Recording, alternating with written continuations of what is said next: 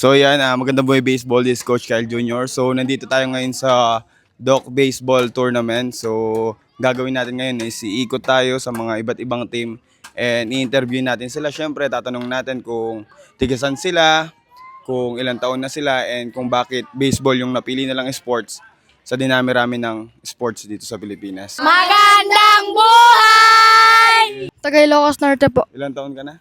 13 years old po. So bakit sa dinami-rami ng sports, bakit baseball yung nagustuhan mong sports? Kasi dito ko po nakita yung kagandahan at kadisiplinaan ng aming mga kasama po. Tinuturuan po nila po kaming magdisiplina kada maglinis po sa mga kapaligiran. Ang masasabi ko lang po ay magdisiplina lang po tayo at makinig po sa coach natin ng maigi. At sa mga gusto pong kumaling dyan, manood lang po tayo kay mga advice ni Coach Kyle. Galing sumagot ah. Magandang buhay. Magandang buhay! Okay, guys. Magandang buhay! Taga saan ka? From Ilocos Norte. From Ilocos Norte. Magandang buhay. From Ilocos Norte. Magandang buhay! Taga saan ka? Taga Ilocos po ako. Ilocos. Ilang taon ka na? 14 years old po. 14 years old to. So, bakit baseball lang napili mo sa dami-dami ng Yun po sports? ang paborito kong sports. Yan. Opo. So, ngayon dito sa liga dito sa Goodwill, ano yung experience mo? Share mo lang. Maganda po dito at maganda mag-slide. Walang lubak-lubak. Yun po. Yan. So, sa experience mo sa paglalaro ng baseball, ano yung pinaka-memorable mo na experience? Yung hindi mo makakalimutan ba? Sa lahat? Yung, nung nabato po ako dito, Mm-mm. yung parang,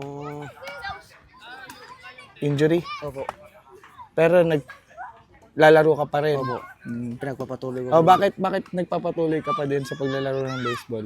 Dahil meron pa akong pangarap. Yan, lahat tayo may pangarap, no? So, yun. Ano may i-advise mo sa mga bata or sa mga kasing edad mo na gusto pa maglaro or mga naglalaro pa?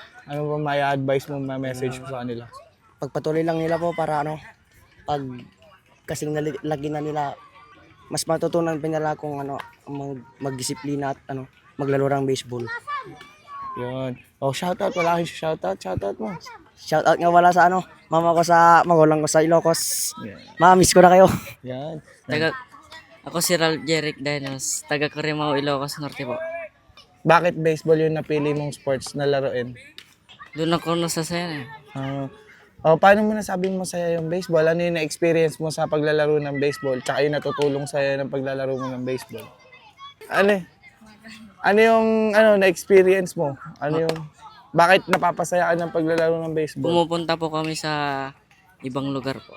Yan. Tapos yun. Shoutout na lang. Shoutout sa mga mahal mo sa buhay. Shout out sa mama ko dyan. Mga pogi. Yan oh. Bakit baseball gusto niyo laruin? Magandang laro. Bukod sa maganda, nag-enjoy ba kayo? Opo. Opo. Opo. Yan. Shoutout. Shout out sa mama kong nasa abroad. Yun oh. Shout out sa tatay kong nasa abroad. Shout out sa mami kong nasa abroad. Lahat nasa abroad. Magandang buhay.